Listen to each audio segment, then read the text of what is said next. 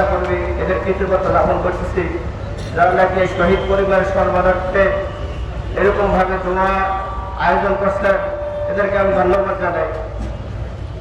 আর বিষয় হল, বিগত 18 জুলাই আমার ছেলে আব্দুল্লাহ পুলিশের বিরুদ্ধে শাহাদত বরণ করছেন।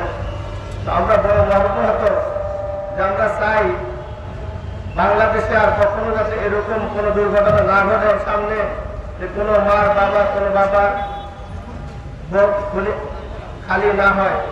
এই জন্য আমরা চাইতেছি যে এরকম ভাবে যারা এটা এই বিষয়ে যারা হুকুম জানাতেছেন, যারা নাকি এই ব্যাপারে এরকম ভাবে এই সহিংসতা ঘটনা ঘটাইছেন, আমরা তাদের দুষ্টমূলক শাস্তি চাই এবং এই বাংলাদেশে যাতে আর কখনো এরকম ভাবে কেউ ইয়ে না করতে পারে।